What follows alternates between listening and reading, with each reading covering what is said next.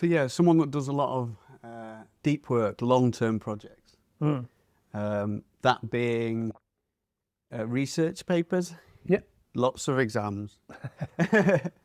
I've done a ton of exams. Yeah. A ton of exams. I've ended one whole lot of exams in a surgical career, come out the other side and realise I still want to learn more. What I want to know, my first question is, I'm dying to know, is there that difficult first step? Like when I start reading something, I'm like, where the hell do I start? I'll read the first line and I'm thinking, I don't understand any of that. I want to put the book down and run away. Yeah. I see. So the way in. The way in. Yeah. So the way in has changed for me over lots of time. And over time it's got easier. And it was really hard to begin with. And it doesn't mean that it's not a doddle now. It's not super easy. Yeah. But because I've got so much experience behind me, I've got more faith in it. Whereas when I was in my 20s and late teens, that I didn't have that experience that, I've generally got through exams and things, or I've generally, put in the work to get these papers out, that kind of thing before. Yeah. And as a result of that, there was more doubt in my mind. So you're contending with two things. So it's difficult to start, and there's also this doubt of like, well, I don't know if I ever will. So is that like a bit of a trust state? You've got a tolerance to being in that unknown. So you're saying potentially you still have questions at the start of a project, or the start of an studying, or the start of researching, start of a big project. You still have questions, but there's a kind of trust. Yeah. From experience. There's a trust from experience, and there's also a kind of self-check about, am I in the right state? That is the flow within me the right time for doing this? Now that doesn't mean like wait a couple of years, but just there are some days where it's not the right day to try and study.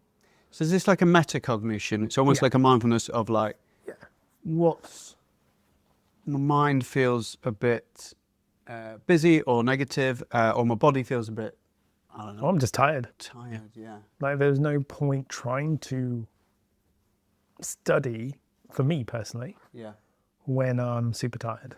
Do you know what's interesting? Because I think a lot of people will, myself included, in the past might have tried something, reached that barrier and had a low tolerance, and then a belief has formed that whenever I pick up this book to study again, it's just going to be horrible.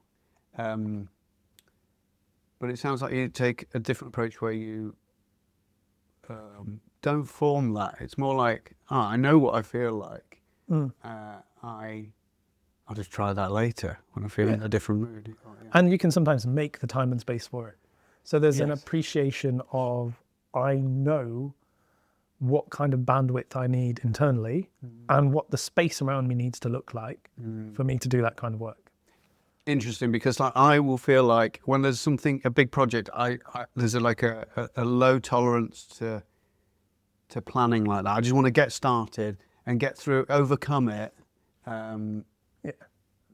Tell me what would be a good preparation for you. That's quite interesting. So the way you're describing it, it's almost like you're trying to overcome it, dominate it, kind of conquer it. Yeah. Very different perspective to how I look at these things that I'm doing. This has come over time. I've ended one whole lot of exams in a surgical career, come out the other side and realise I still want to learn more. So I'm starting again in psychiatry. And all along the way, there's research papers too. So there's a lot of times where in all this process, I changed. So it wasn't a conquering. It became an actual joy of wanting to learn. And there's few things that explain switching careers from one to another when you finished a whole load of assessments, and the equivalent would be using the term board certified, but even after that to start at the beginning and start learning in psychiatry, just because I want to learn about brain and behavior. That's what motivates me. So I don't go into it wanting to conquer it. I go into it almost grateful of the gift, the time and the space to be able to learn even more. Yeah. And so it's a joyous process. So I discover things, and when I'm discovering things, it's just fun. It's like watching a film, or it's... I totally get that. I resonate. When I have let go of that pressure of the goal, and I look back, I've actually learned lots and lots from that curiosity. Like every day learning something because I'm interested in it and keep going back. And for me, it's when I have the kind of goal and that overcoming, it takes away the kind of joy, I think. So how much are you motivated by the end goal, and how much are you motivated by the learning something new, I guess? Good question. What's the mix? Difficult to say. It varies over time. The end goal is always helpful. Deadlines are helpful. Exams are helpful because they put some structure. Yeah. And structure is helpful. But then if you get too carried away with structure, you can just rob the whole situation of all of its joy. An easy way to have both, I think, is to accept, and I've accepted this over time, and we'll put up other quotes along these lines, is that failure is going to happen. I'm proudly a friend of failure. I've failed so many times at so many things. But you just pick yourself back up, do it again. And you're going to get stronger because the starting point isn't the same. You're already a bit closer to where you need to be, and you're going to improve. And, I think this is attributed to numerous different people, but there's this phrase that was bandied around in academia, in research, that the sign of a successful academic is someone who goes from failure to failure without losing enthusiasm. Because the point is, if you take the example of research or papers or that kind of thing, it isn't known. That's the whole point. It's not known. You're finding the thing. It's the new thing you're discovering. So there's not a set structure because it doesn't exist yet. You are making the new finding. You are making the new structure in the world. I love that. That hasn't happened before. Yeah. So how can you know it's going to work? It is going to fail. There's something in that I have taken on for anything I do now. And it's that feeling that something's new. You're going to find something new. Yeah. And that's why I've learned to love mindfulness and like the present moment, because once you get into how sort of unique it is, it's never going to come back. And there's so much data in every moment when you look in the right way. Previously, I've been sort of goal orientated, and I'd not had that kind of. It's like I was learning something from the past from someone else. I have to sort of learn experientially. So this sounds like when you are researching or when you're studying, there's a certain aliveness to it that feels in a moment. It's clicking. It's experiential. It's utter bliss. Yeah. It's really good. And if I fail that time, I've got no worry that I'm going to pick myself up and carry on again. Yeah. Because I've done it so many times. But do you see what I'm saying about, do you resonate with that kind of feeling like something that's already been decided? It's almost like you're just memorizing. Almost like a times table. Okay. So that's, I think it's coming to me now that the type of learning I don't like is that kind of memorizing. Like, when you've got a big book. Oh, absolutely. Big book, and it's like, it's not meaning anything to you in a meaningful way. It's just like, I've got to learn this book for this exam. But you're finding a way to make it live. There's a way to make it mean something to you. No, absolutely. Yeah, I've always struggled with just rote memory things. I need to understand things. And if I need to understand things, even if I need to learn a separate subject, which helps the understanding here, I will do that rather than just memorizing this. Because understanding is where the pleasure for me comes in. Because then you get to toy with it in your own thoughts. Then it's not just the subject matter, you've got a good handle on it. So you can go and think about it, attach it to what you've learned before, look at things from a different perspective. So all of that is up for grabs when you're not just rote memory learning things. Having said that, there are some things that you simply just do have to rote learn and have faith in the process that once you've then got them there, that's when you can start playing about with them. It's a bit like there's, if you're going to use the analogy of sport, for certain sports, you have to get the equipment, you have to get the kit. There's no point going onto a tennis court without a racket. Right? You need that. And rote memorizing is part of it. I struggle a lot with anatomy to begin with, just because we're just learning the names in Latin. And there's a funny point at which I was quite interested in psychiatry to begin with at medical school, that I would argue with one of my anatomy demonstrators. I'm a very patient person. I'm very sad that I did this, but I'd argue about why are we learning these names in Latin? Why can't we just have the names in English? This is just an additional layer of obfuscation for purposes of exams. And weirdly enough, the things that I was needing to learn, I probably needed more than most because I went on to do surgery for the next 14 years. Okay. And Latin was... The specific thing is that these were holes in the base of the skull. Yes. At that point, I didn't think I wanted to be a surgeon. So you had to learn names like foramen rotundum, foramen spinosum, and foramen rotundum or foramen magnum. These are Latin names, but they mean round hole, big hole. Yeah. So I said, why aren't you just calling it big hole and round hole? Why do we have to make it sound clever in Latin? Well, I'll tell you something that, like, I learned Latin at school and I wondered why. And recently I've been looking at the words origins, like a lot of it's ancient Greek, and I can understand the word when I know what the ancient Greek means. In those times they describe things really well. Like, I think, is it to understand is to stand in the midst of knowledge or something? It's almost like it clicks for me when I hear some of these meanings in a way that they're just very poetic, and it allows me to remember words a lot better. But this is the thing, eventually over time, you're right, sometimes the payback is much longer. So it's only after, once come back to the anatomy example, you put up with it to begin with, later on further down the line, you get the benefit of, I can see how all these things link together. So how important is the breaking down a task? And is that about the process or the trust in the process? Oh, vital. Absolutely vital, especially for a new task. So there's certain things which are almost recipe. So learning a certain amount of information for an exam is a recipe. You might not like the recipe, but it is a recipe. If you leave it till last night, you're probably going to struggle, especially if there's more than you can cover in the time. But if you do give it the weeks and months that are required, then follow the recipe, you should be fine. But I'm talking about, like, the way in. What's like, do you have like a process to break something down, or does that change? Oh, this is a great. So this I think applies much more to my experiences in research, or setting up a research study, or writing up a research project as a paper. In those situations, like we said, this is new. There's new territory. Unless you're duplicating a study, you're making it for the first time, or you're modifying something that's existed a bit in your context. So you are changing something. I personally found that I had to build in the time to tweak and adjust and get over the failures. Yeah. Okay. So now, if you don't account for that time and you think it's going to work straight away, then you're going to encounter the failure, realize that you've now planned something else and not accounted for what is naturally part of the process.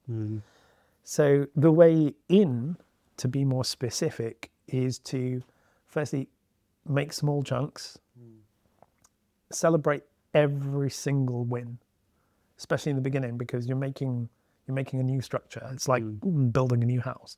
Celebrate every single brick that you put down, and then recalibrate again, because the plan that you made at the beginning has to change. So one of the best things I learned in terms of the soft skills management of your own project was, at the end of the day is the time where you have the best handle on what worked, what went well, what needs doing next. Yeah. Whatever you do, spend half an hour at the end of that day planning how you're going to start the next day. Because you know best at that point, rather than otherwise you can start the next morning, half the stuff's gone from your mind, all new stuff's come in, you've been doom scrolling for half an hour, someone's called or dropped a message, someone says, will you come out later? There's so much clamoring for your attention that you've totally lost that. That's what Hemingway did. So he'd leave what he was writing halfway through and he'd know exactly, ready to pick it up. And that, for me, I'd be in a flow state and I just want to finish. But now I leave that for myself. It's like a gift to your future self, and it really works. And you can see when you actually look at those two contrasts, the counterfactual aspect of it. When you're in the flow state and you're finishing, you know what needs to happen next, but you also know that you're going to give it time tomorrow when you're rested. trying to finish it that day, you can't build, Rome wasn't built in a day, applies to this as well, right? It's a big project. It's a house that you're building. It's totally new science or a new understanding. Yeah. It's going to take more than one day. You can't exam cram it like at school. Yeah. So do what you can for that day. Congratulate yourself, celebrate each brick. At the end of the day, make sure you've started to plan what you're going to start the next day with. So you don't waste any of that energy the next day in trying to work out what to do. So I've talked about starting and overcoming. And I think what we're saying here is that in getting better at that is about the ending and pausing. Yeah. And being okay with that can make the starting easier. Yeah. Starting, and I think we referenced this in another video of how we start. Just in how you start with the lowest hanging fruit, start with the restrictions you got in place. Yeah. And it makes sense. I mean, start with a space. Yeah. Having the right space and time to do these things is vitally important. Yeah.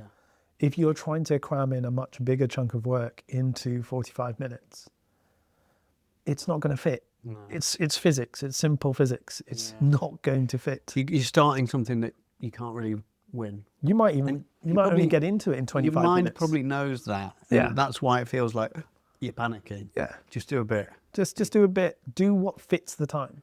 And that planning you can do when you're in the flow state. So you can then say, okay, I've worked on this particular early part of the project today. Yeah.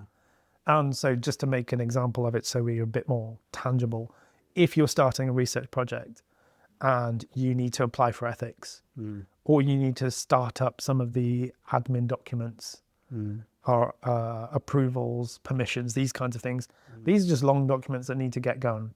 They might not be the most interesting, exciting parts, but they're critical early parts. Yeah. So if you need to do that, set this chunk of time you need to at least make a good dent into it. And for me, that would look like in my head, if I'm planning that, to make a good dent into one of those. And once you're in the middle of it, you'll get the feel for what's actually required. Yeah. When you're outside it, you haven't actually started. But to get a good dent in and get a feel for it, you might need half an hour. And once you've done a chunk of work on that, then you can start planning, okay, now I know what this is actually about. I can now plan how many half-an-hour slots I need for little bits to add on to it, how many more 6-hour chunks I need, and then slot those into your next few weeks. So then you're starting to pick them out in ways that fit.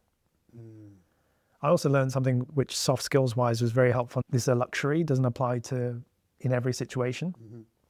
But when I was doing my PhD, we got a lot of good soft skills training at the University of Cambridge as well, which said that if you're able to look at how you construct your day and you have the independence in that, then actually go with your own physiology. There's no point you trying to work from a 9 to 5 or a 7 a.m. till 7 p.m. If when you have complete freedom, that's not what your body at that point in time of your life is fitting. Yeah. And absolutely, that makes sense. I just want to add that there's probably like, if you've got a window of a couple of hours, if you sit down and just go for it and you have that initial feeling of like, I'm overcoming, I've got so much to do, I've just got to take on the whole task. You kind of set yourself up for failure. Say, wait 5 minutes. Yeah. Do your mindfulness and or go for a walk. But when you start, you kind of want to have that feeling of like, I'm doing this much. I know what I'm doing in this time. That feels doable. It's got to feel doable. Yeah. Do an hour's task in a 2-hour space. But start with the right the belief and feeling connected to the project or the work. Absolutely. And then if you fit an hour's task, which you know is going to fit nicely in a 2-hour space, you'll probably get to a point where, because by doing the work, you are at a point where you're now seeding off, this is what needs to happen next. Yeah. Then you've got the rest of that time to start slotting in from that perspective where that fits in the next few weeks. Now you've just made it easier for yourself to come back in. Yeah. So the very start is start with the lowest hanging fruit, the thing that you just have to do. And for that, as difficult as it is, if it's utterly miserable, and sometimes that is just the case, you've got this huge mountain ahead of you, don't look at the mountain. You just have to look at just a tiny component in front of you and just trust in the process and then bribe yourself. Caffeine, sugar, I mean, for things like grant applications in the past, or research funding applications in the past, this is really unhealthy, but I know that if I need to get one completed, Yeah. a pack of Stroop waffles and very strong black coffee is going to make that happen. Yeah. So if I am able to be in a lovely quiet space like this for a 6-hour chunk, Yeah. You need some. a pack of Stroop waffles and coffee, I know that first miserable bit Yeah. when I'm on the outside just looking at this mountain of a huge project, Yeah. how am I ever going to ignore that? Just trust in the sugar and caffeine for me. Not healthy, but sometimes that's the way in. Yeah. But more important than that is just the space. So if you really allow yourself, firstly, the time and space to do it, and luxury to, at times, I agree. And going back onto that point earlier of like, if you can feel what fits right for you when you have complete freedom. Yeah. So I was very lucky during my PhD that I could have time in the office there was a dry lab, so it's computing and scans and coding and data science really. So it's a dry lab, it's just coming and sitting at a desk whenever. Yeah. And I tried what they told us in the soft skills of like, try the 9 to 5, try working earlier, see what fits for you. I found what worked for me really well is getting up, getting super caffeinated. And then I would start hitting peak flow, like really in the zone at about 10:30 a.m. Yeah. So if I had quite a late brunch between 9 and 10 a.m., starting work about 10:30 or 11 a.m., and then I'd be able to go pull a stretch from that time to about 7 p.m., all in one continuous, huge, deep dive. Wow. And it was blissful. No breaks from that point. It doesn't sound blissful to me, but like. But for me, that's what You were in fit it. with me. Yeah. And also it was luxury of the time because at that point in time, I didn't have to pick up my daughter from school. So all these things change. Yeah. Yeah. Yeah. And you have to see what fits with you at that point in time, not what's right for you then. So for us now, I know that we do this typically on a Friday. This is now so part of the way that the week plans out that my body's already looking forward to it from Wednesday onwards. So I don't have to get into the zone for this. Plus this is creativity. So this is pure creativity. So this is very easy. Speaking of creativity, I'll share like something that helps me read. Yeah. So like I find it a struggle to read books. Like it's that initial thing of getting into it. But I think the way most people write is terrible. I think most people's sentences are terrible. Research papers are the worst. Like That can be the case. you can't be the case. I That can don't want be to the put you on the spot there, but like I struggle with them really badly. But most books. Yeah. So I just find it such a struggle reading sentences like that. I sometimes I'll write like in my head a 2-line poem, just on that page. Yeah. Like, Bond. I'm reading Casino Royale. So like Bond practiced in the casino. He met an American spy that he knew. I know it doesn't work, but it just makes it creative. Yeah. That's a bad example because like I've just. I like it. But you put something into your words, and normally like something like a poem or just like one sentence that says it all. Yeah. And then it's like you're rewriting it. That's how I experience it. Yes. I just find most writing just really. Oh, this is. I love this. I love where this entire chat is meandering and going. Hoping if you're keeping with us, there's more to come. We're both on reading and writing. So let's start with reading. Little tricks to help read. Firstly, there's physical tricks and there's mental tricks. The first mental trick is to just not beat yourself up about reading. It's hard because there's so much. I think that this is just drilled into us from school and from all of the reading lists that you're given at university. Like, you should have read, for this undergraduate degree, you should have read these 50 books. I didn't. Skimmed through 6. not the whole reading list. And there's this accrued guilt of like, how much should I have read? Just all that needs to go in the bin. Yeah. You're here now starting to read, so chill. Yeah. Okay, that's the important thing. And you've made time and space for it. Once again, this comes back to the thing. If you've made time and space for it, just enjoy the process, because there's no rush, no one's judging you, you've made the time for it. Yeah. And you're going to trust that you're going on this journey. Because you've done it for a reason. Don't stifle that natural curiosity. Yeah. Yeah. Even if you pick up the book or the thing, you go, Yeah.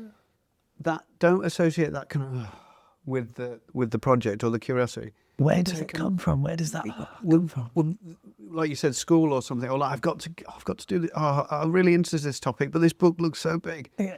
Don't associate that. But when that comes up, that feeling, if you let that go properly, that's a gift. So like, you shouldn't be avoiding those feelings. That's telling you something about you. So when that happens, you can separate that from the thing that you like in life, your curiosity. Absolutely. And you're changing the relationship. So what this might be a signifier of is that you've had this relationship, which through school, people telling you off, judgments, and you should be like this. Panicking about exams. All of those negative things might have lead you to this. Yeah. But you are now getting the chance to change that. The story's changing from this moment.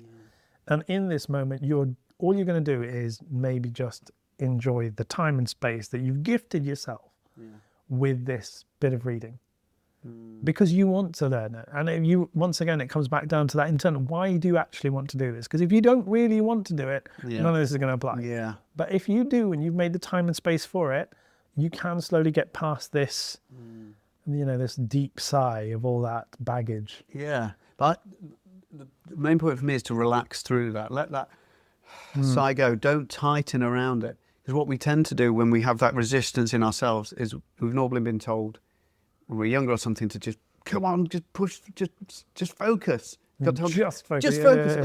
Like never told how to focus. Yeah. Just do your work. I'm guilty of saying that to my daughter all the time.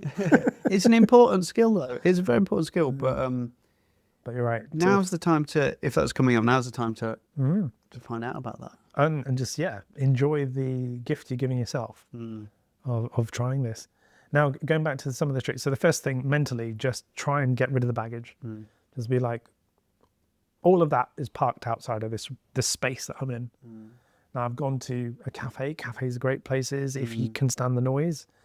Sometimes that ambience is good. Yeah. If it's not too loud, you can still put in earplugs and things, but just being around people who are also reading. Libraries are fantastic for that. And this works for both reading and writing. Weirdly, if you're in a room with lots of people doing the same thing, it just becomes easier for you to do the same thing.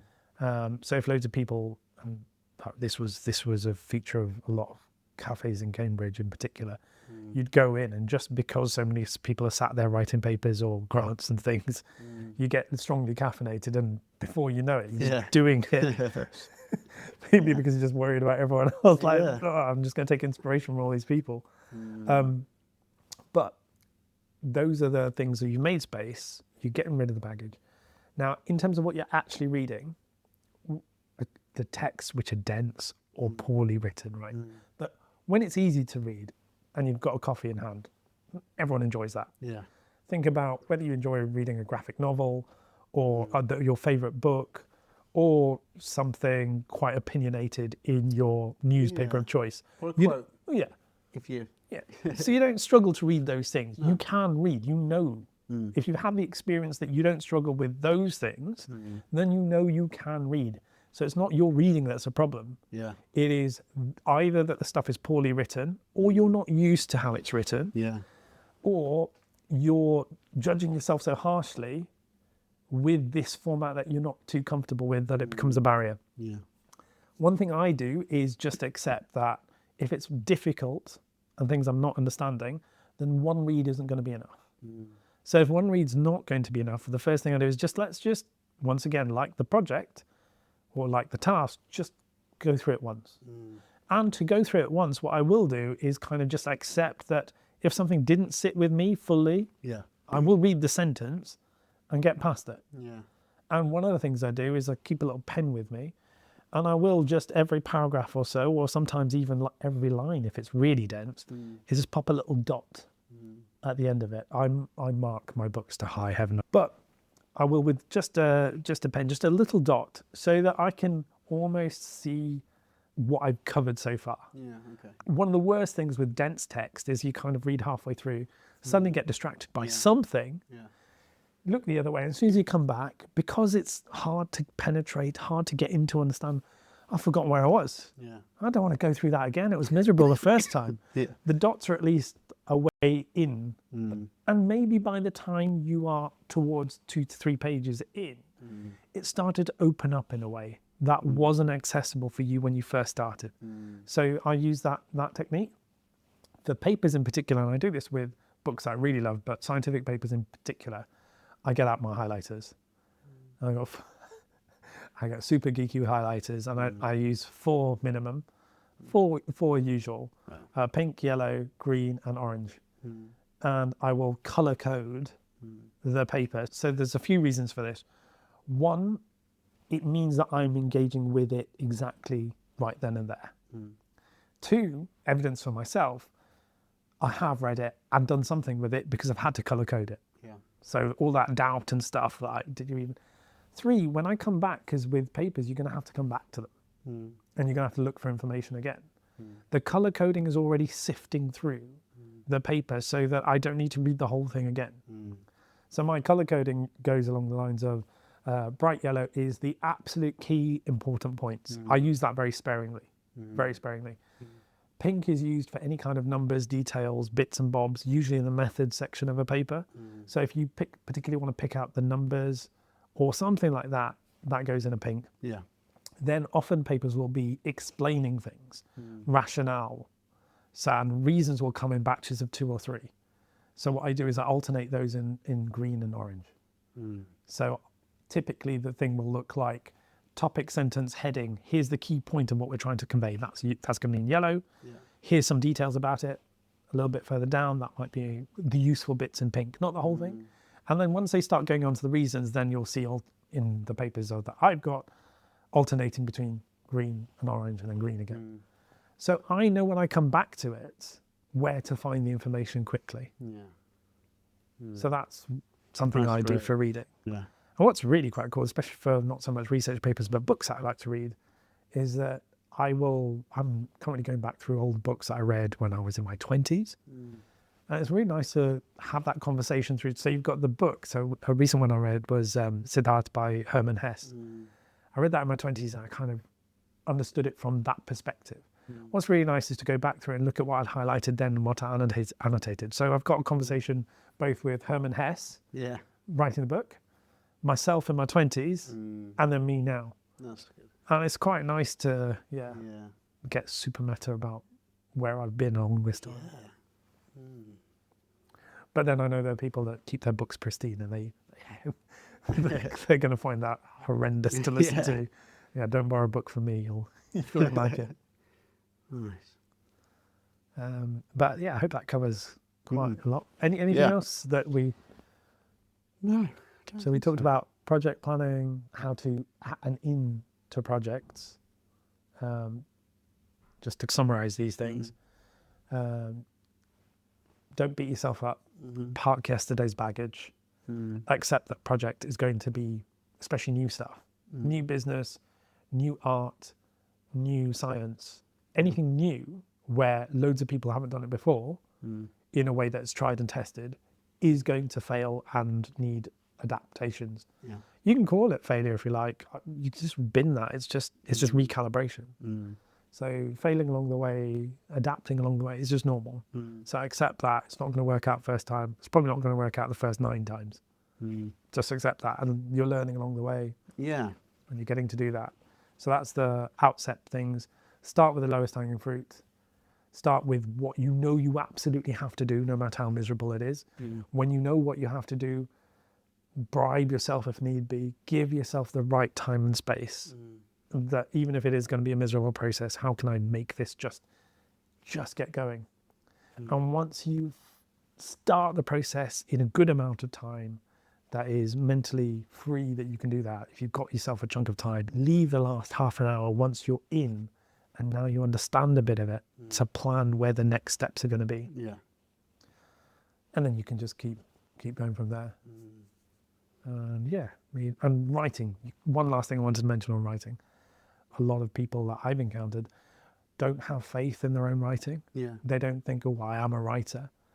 and they think that's something unattainable. It's not. You write all the time. Yeah. If you talk to people, Yeah. you are a writer. Yeah.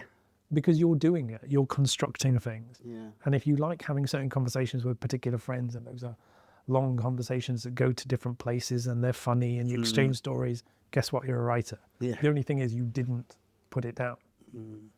Now, that's another mental barrier. And there's skills for that too. I've been thinking I think I can summarize what I was talking about, being mindful when you start the process. And if you got that kind of, Yeah. there's actually more interesting data in you in those moments than in the book or in the writing or whatever the thing you're doing. So there's some really interesting information there. If you feel like I want to do this, but also you pick up the book and you're like, oh, or like you start reading the book and you're like, I don't make sense, or there's negative feelings. There's a lot of information there, and it's not to be taken at face value. That's moving information. So even within 30 seconds, that kind of, if you don't get stuck on that feeling of this book now feels like, this project now feels like, stress. That stress moves through, emotions move through. I think it to emote means to move through. So like there's information in movement that is more interesting than the information in the book, in the research, that comes through you. It's how you feel about the project, what it could be, where it could take you, the motivating factors, the excitement or the curiosity. Also there's the stress, like, this project, it seems a bit of a big project, or this book's really hard to read. Why did I make myself do this? It's the information being in you, and it's in process, is in movement. So don't take it at face value like, this book just means, there's actually something will change. And there's two things going on at once. I want to do it, but I also don't want to do it. There's something in this book that's or this project that can answer some of those questions just by being with them and exploring them. And also for a big book, I think it's really important to say, who reads a big book from cover to cover? That's not how you read those books. But I often get the feeling like that will be a success. Like I have to read everything and understand it. And I've let that go to just think, even just diving into a book in the middle of it. Dive into the middle, get a little bit, because then that starts that process, right? When you're not in the book, or you're not in the task, or you're not in the project, you're outside of it with all of this baggage, wondering how to get in. Yeah. But you just need a little a little start, or a little peek into a part of the book that looks interesting. And so long as you've got that it is going to make it successively easier for you to come back in the future. But if you think, I've got to start from page 1, right, preface. No. I've got an interesting way of thinking about it. So like, when we can sort of start a project, and it can soon be about just getting that negative feeling out, getting it project done, so we don't have to feel that kind of stress around it. That's very common. We're like, I've got to overcome this task or this book to be free from that feeling of pressure that I've put on myself. And it's a bit like, have you ever had this sort of experience where you've got chocolate in the cupboard at home, or some food in the cupboard, and you're just happily watching TV, then you're thinking about the chocolate in the cupboard. And it's almost like you eat it to get rid of the internal battle. And you're not even bothered about the chocolate. It's about that internal, the chocolate in the cupboard. That's how I experience it sometimes. It's not about the chocolate. It's just to get free from that internal conflict. So it can be a bit like that, I think. Just for the peace. Much the way, like I said, with all these things, I don't feel scared by studying. I don't feel scared by reading. I don't feel scared by writing. Firstly, because, like I told you, I'm happy with failure. All of the things that you see in the description that I've achieved, loads of them come after loads and loads of failure.